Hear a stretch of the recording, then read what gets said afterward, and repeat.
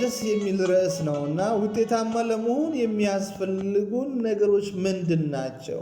በህይወታችን ውስጥ ስራዎችን እንሰራለን፣ እንተገብራለን፣ ሁሌም እንለፋለን፣ እንጥራለን። ውጤታማ ለመሆን ያልተስተካከሉ ወይንም ያልደረስንባቸው ወይንም ያላደረግነው ነገር ምን ቢሆን ነው? እንግዲህ ይሄንን ስንሰማ በጣም ቀላል የሆነ እናንተው የምታውቁት ከዚህ በፊትም እያደረጋችሁ ያላችሁት ከዚህ በፊትም አብራችሁ እየዋላችሁ ያላችሁትን ነገር ነው አብረን የምናነሳና በጣም ጥሩ አስተማሪ የሆነ ነገር ነውና የሚያነቃን ነገር ነውና በደንብ አብረን ቆይታ እናደርጋለን። መጀመሪያ ውጤታማ ለመሆን ማስተካከል ያለብን ሐሳባችን ነው። ሐሳባችን ምን ይለናል?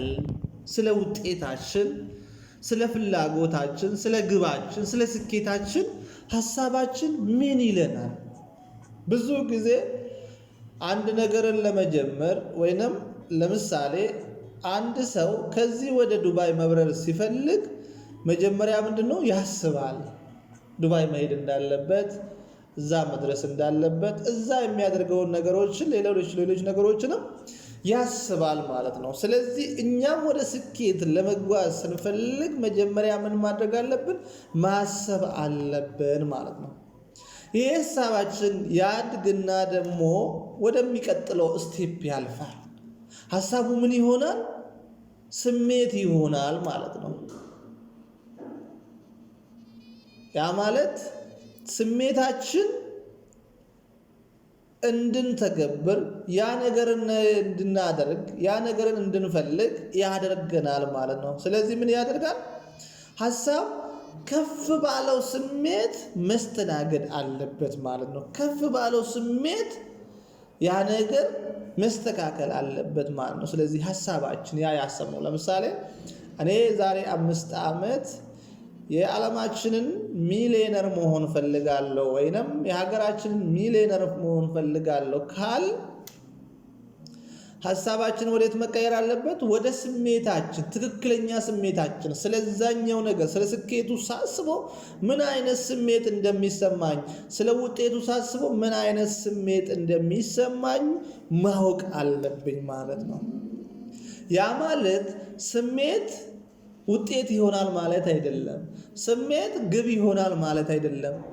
ስሜት ምን መሆን አለበት? ወዴት መሸጋገር አለበት? ወደ ፍላጎታችን መሸጋገር አለበት ማለት ነው። ያ ነገር አሁን ለምሳሌ እኔ የዛሬ 5 ዓመት ስኬታማ ሆናለሁ ብዬ ካሰብኩኝ እውነት ፍላጎቴ ነው ወይ? የሚሰማኝ እንደዛ አይነት ነገር ነው ወይ? ወይንም በእንደዛ አይነት መንገድ ስኬታማ ሆን ነው ወይ? የትኛውም ቢዝነስ ስትሰሩ ትክክለኛ ፍላጎት ካልሆነ ያንን ነገር ውጤት ማምጣት አይቻልም ማለት ነው። ስለዚህ ያ የምንፈልገው ነገር ምን አይነት ነው?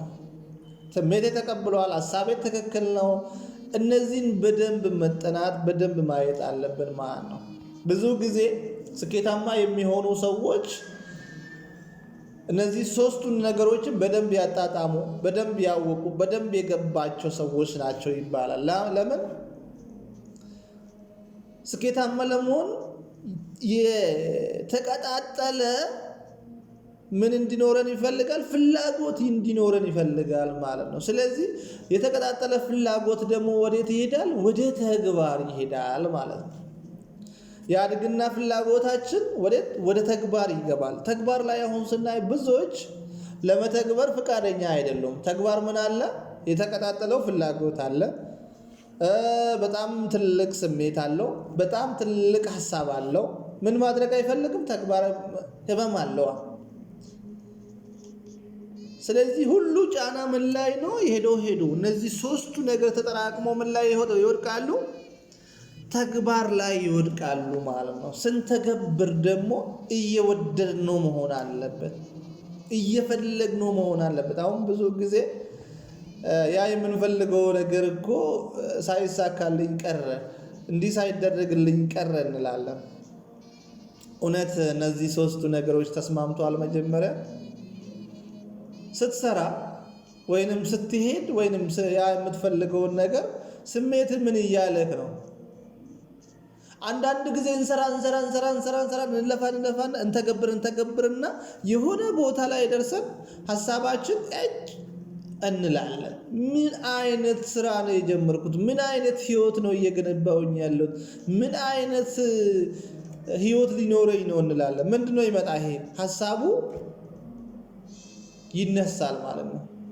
ሐሳቡ ይሄንን ነገር ሲናገር ከዛ ይደግማታል። ሁለተኛ ቀን፣ ሶስተኛ ቀን፣ አራተኛ ቀን ማይነሳል፣ ስሜታችን ይነሳል ማለት ነው። ስሜታችን ምን ይላል? ይላል እሱም ማለት ነው። እሱም ይሰላቻል።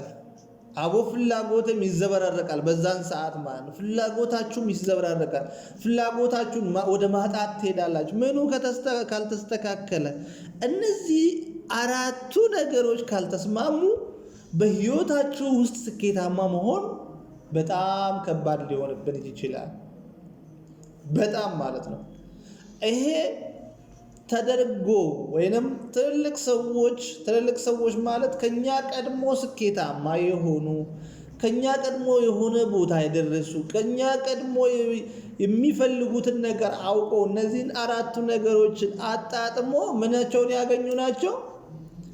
ውጤታቸውን ያገኙ፣ ግባቸውን ያገኙ፣ ስኬታቸውን ያገኙ ሰዎች እነዚህን አራቱን ነገሮች ጥንቅቅ አድርገው ያውቃሉ። እስከ ደም ጠብታ ድረስ ይፈልጋሉ። እስከ ደም ጠብታ ድረስ ያስባሉ። እስከ ደም ጠብታ ድረስ ስሜታቸውን በትክክለኛ ይወስዳሉ። እስከ ደም ጠብታ ድረስ ይተገብራሉ። ምን የሆኑ ሰዎች? ስኬታማ የሆኑ ሰዎች ማለት ነው። ስለዚህ በህይወታችን ውስጥ እኛ ምን እያደረግን ነው? ያ ማለት ትልቅ ነገርም ለምትሰሩ ትንሽ ነገርም ለምትሰሩ ምን እያደረግን ነው? እየኖርን ነው።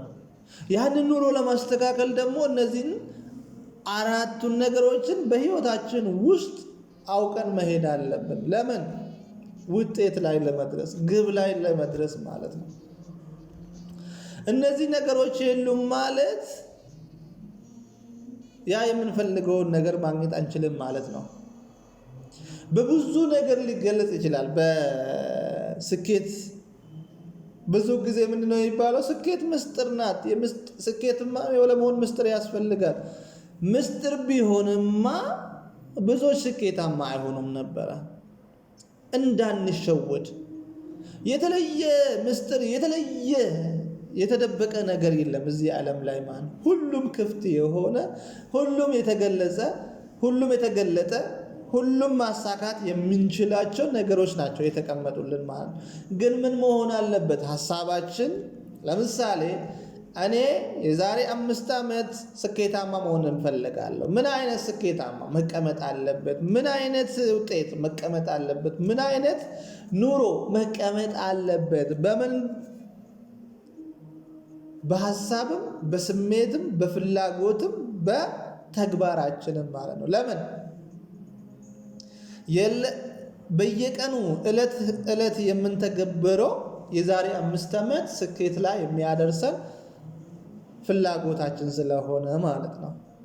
እንም ተግባራችን ስለሆነ ማለት ነው። ስለዚህ ሄደን ሁላችንም ስኬታማ ለመሆን ምን ያስፈልገናል?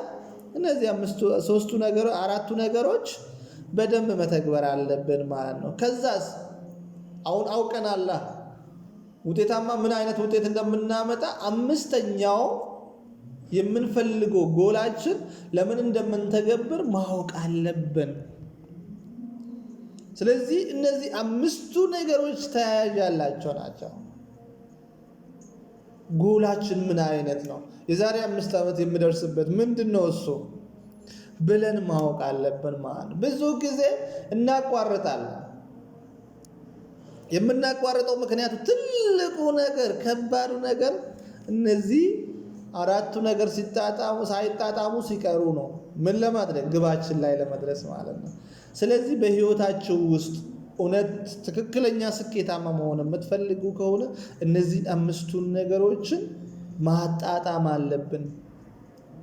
ብዙ ጊዜ 5ቱ ነገሮች መተግበር ያለብን፣ 5ቱ ምስጢራት፣ 5ቱ እንደዚህ፣ 10ቱ እንደዚህ እንባላለን። ስንቶቻችሁ የተነገረንን ነገር እየተገበርን ያለ ነው? ስንቶቻችን እውነት ያ የምንፈልገውን ነገር ቦታ ለመድረስ እያደረግን ነው? እኔ እኮ ሞከርኩ ብዙ ጊዜ የአንድ ወር ሞካሪዎች አሉ፣ የሁለት ወር ሞካሪዎች አሉ፣ እስከ 6 ወር ሞካሪዎች አሉ። ቢዝነስ ማለት ነው። ቢዝነስ እስከ 6 ወር ተሞክሮ ምን ለመሆን ነው? ተሞክሮ ለመውሰድ ነው የሚሞከረው ማለት ነው። ተሞክሮ መውሰድ ማለት እስከ 6 ወር ውስጥ ቢዝነሱ የተለያየ ውጤት ላያመጣ ይችላል ማለት የትኛውንም ቢዝነስ እንጀምር ማለት ነው። ውጤቱ ከየትኛው በኋላ ነው? ውድቀቱን ካየነው በኋላ፣ ከተሰናከልነው በኋላ፣ እነዚህ ነገሮችን ካለፍን በኋላ ምን እናደርጋለን? ከ6 ወር በኋላ ፕሮፌሽናል ስለምንሆን አንድ ነገር ላይ ስለምንሰለጥን ስለምናውቃቸው ምን እናደርጋለን? ውጤቱን ማግኘት እንችላለን ማለት ነው። ስለዚህ ቢያንስ አንድ ቢዝነስ የትኛውም አድካሚ ይሁን የትኛው ውጤታማ ላያደርግም ይችላል። እስከ ስንት ወር ውጤት ለማምጣት መስራት አለብን? ለ6 ወር፣ ከ6 ወር በላይ መስራት አለብን ማለት ነው። ትልልቅ ካምፓኒዎችን ስናስበው ለ2 ዓመት ለ3 ዓመት ምናምን ውጤት የለም። ከዛ በኋላ ነው ውጤት ላይ ትኩረት አድርገው የሚሰሩት ማለት ነው። ኢንቨስትመንት ላይ ብቻ ነው የሚሆኑት እነዛ ሰዎች ማለት ነው። እነዛ ሰዎች ያ የሚፈልጉትን ነገር ለማግኘት ተግባር ውስጥ ነው የሚቆዩት ማለት ነው። ፍላጎታቸውን በደንብ አውቀው ነው የሚነሱት ማለት ነው። ስለዚህ እኛ ያዝነው ቢዝነስ ወይንም እኛ ያዝነው ስራዎችን ምን ያህል በውስጣችን ይዘን ወደፊት እየሄድንበት ነው? እውነት ለ6 ወር ተከታታይ ለመማር ዝግጁ ነኝ ወይ? ለ6 ወር ለመውደቅ ዝግጁ ነኝ ወይ? አንዳንዶቹ እንደጀመረ ለ2 ሳምንት ይሰራና አቦ ስራው ያደክማል ይላል። ለ5 ወር ይሰራና ስራው ያደክማል ይላል። ከኛ የሚጠበቀው ምንድነው? እነዚህ 4ቱን ነገሮች እስቲ ተግብሩት በህይወታችሁ ውስጥ። ትክክለኛ ሐሳብ ይኑራችሁ። ስለ ስራው የሚሰማችሁ ጥሩ ነገሮች ይኑራችሁ። ትክክለኛ ፍላጎት፣ ያ ፍላጎታችሁ በጣም ደስ የሚል ስትሰሩት የሚያስደስታችሁ ስትሰሩት ሁሌም ዋው የምትሉት ከሆነ በትክክለኛ ተግብሩት። በትክክለኛ ውጤት ይመጣል። 100% ላረጋግጥላችሁ ፈልጋለሁ። ያ ማለት እየተገበርን መቆየት ሲኖርብን ነው። እያገኘን መኖር ሲኖርብን ብቻ እንዳንሰላች ማለት ነው።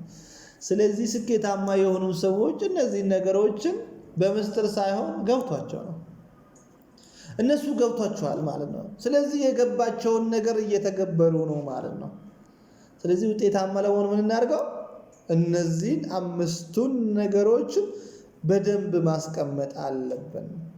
ውጤታችን ምን አይነት ነው? ለምሳሌ ብዙ ጊዜ አንዳንድ ሰው ይሰራና ለምን እንደሚሰራ ግቡን ሳያውቅ የሚሰሩ ሰዎች አሉ። ግባችን የተቀረጸ፣ በጊዜ የተገደበ፣ በሰዓት የተገደበ፣ የሚታይ፣ የሚዳሰስ፣ የሚደረስበት መሆን አለበት ማለት ነው። ምን ልናደርግ? ስኬታማ ለመሆን ማለት ነው።